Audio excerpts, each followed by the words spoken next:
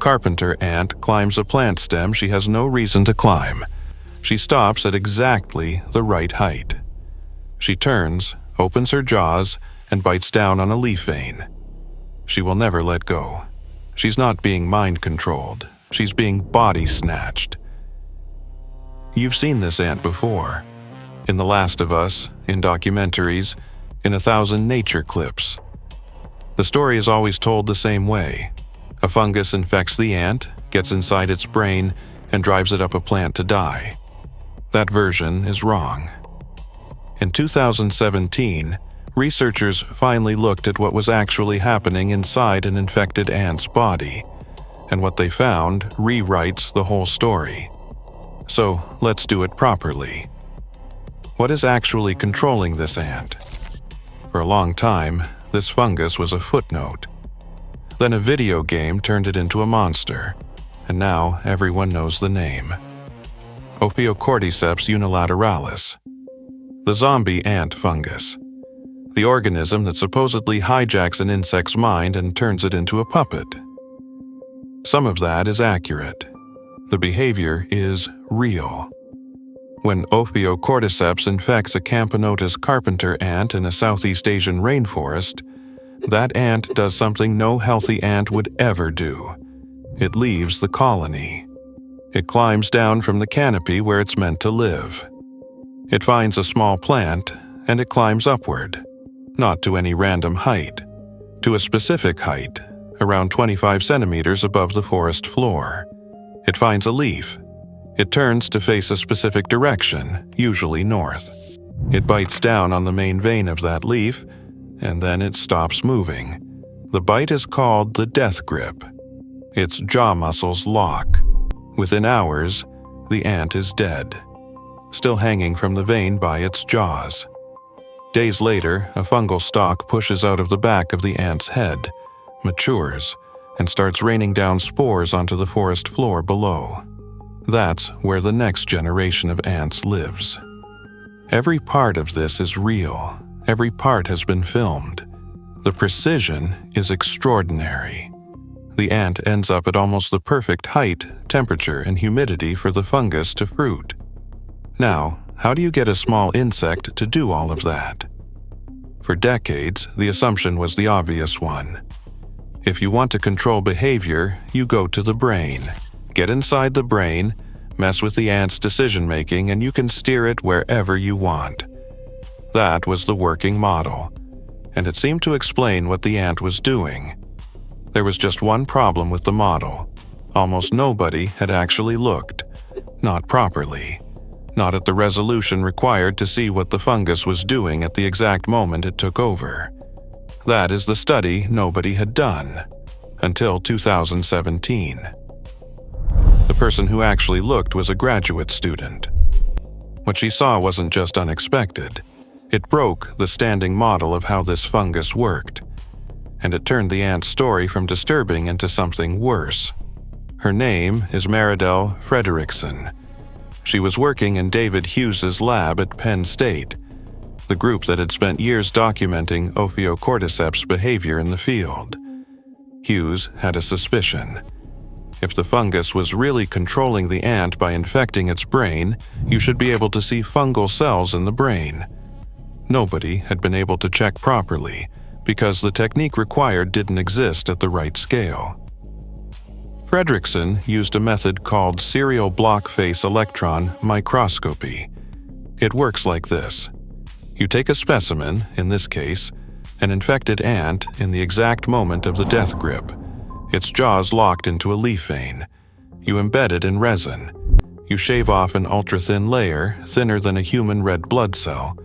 You photograph the surface. You shave off another layer. You photograph again. You do this thousands of times, and then you stack the images into a three-dimensional model of the ant's insides, cell by cell, at nanometer resolution. Nobody had ever done this on a zombie ant.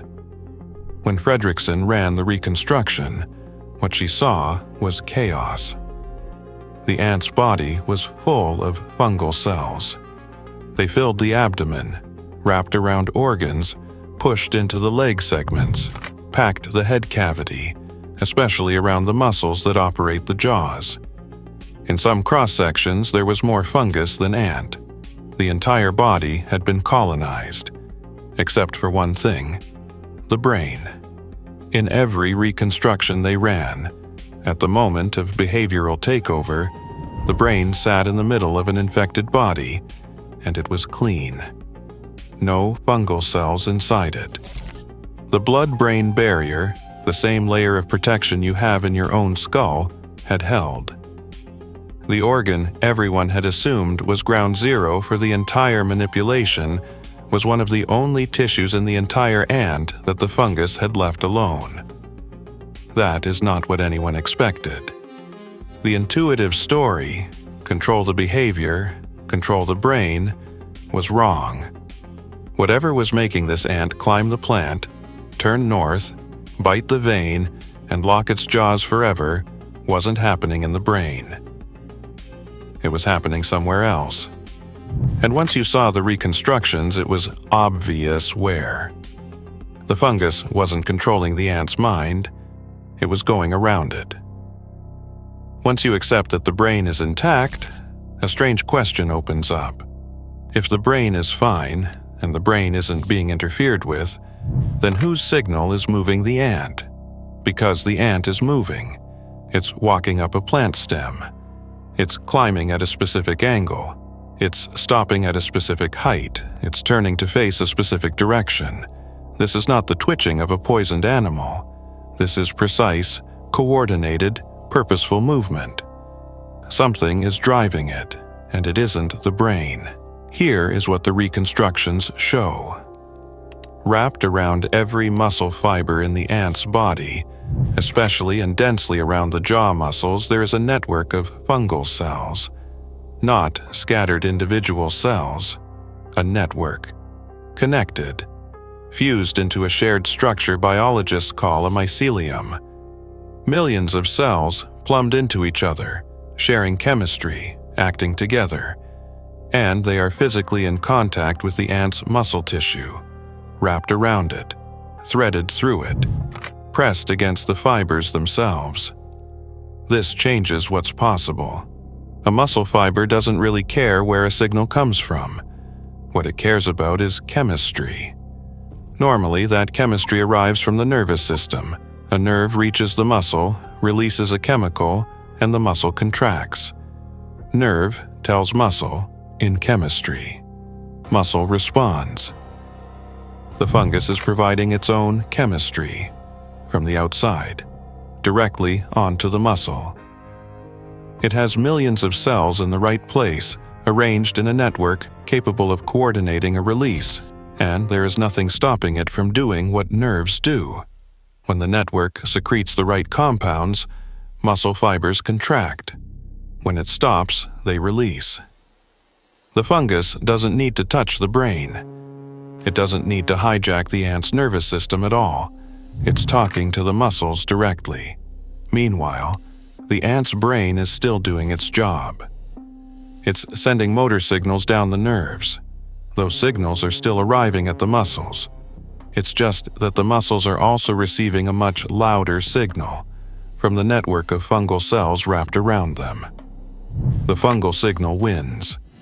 The brain has been disconnected from its own body, not by an attack on the brain, but by a takeover of everything the brain used to command.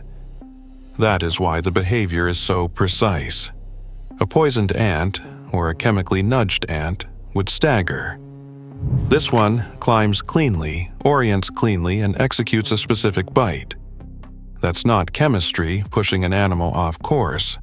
That's direct motor control by an entity that knows where it needs the body to go.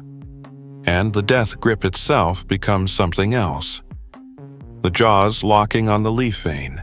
That's the fungus contracting the mandibular muscles and refusing to let them release. The ant's brain didn't decide to bite.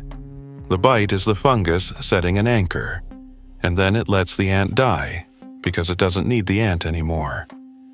It needs the body's position. So let's answer the question we started with. When Ophiocordyceps takes an ant, the ant is not mind-controlled. Its mind is unchanged. What has happened is worse. The brain is still there, still working, still sending the same signals it always did.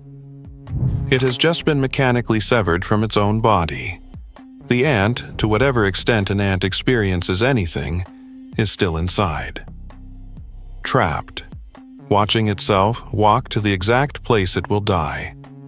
That is not the story pop culture tells. Pop culture tells the story of a mind being broken. The truth is stranger and colder. The mind isn't broken, it's preserved and locked out. This is not just one weird species. The genus Ophiocordyceps contains roughly 200 known species, most of them behavioral manipulators of various insects. Wasps, beetles, spiders, moths, cicadas. Each one has evolved its own version of this trick against its own host.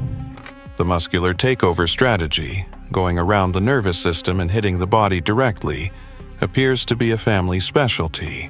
Most of them have not been studied at the same resolution as unilateralis, which means almost certainly that this is happening in more species and stranger ways than we currently know.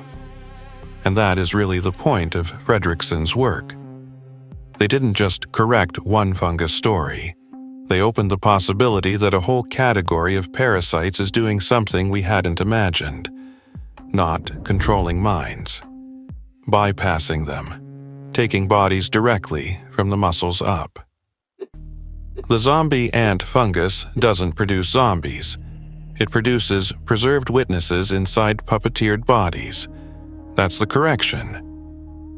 If you're the kind of a person who wants the real mechanism instead of the sanitized version, if you'd rather know something horrifying than believe something familiar, you already know where to be. Subscribe so you don't miss the next one. Because the zombie ant fungus is not alone in what it does, and it isn't even the strangest example. There's a species of barnacle that grows inside a crab, kills its host's reproductive organs, and reprograms the crab, male or female, to raise the barnacle's eggs as its own. It's called saculina, and once you know what it does to a crab's body, you'll never see one at the beach the same way again. That's coming next. See you there.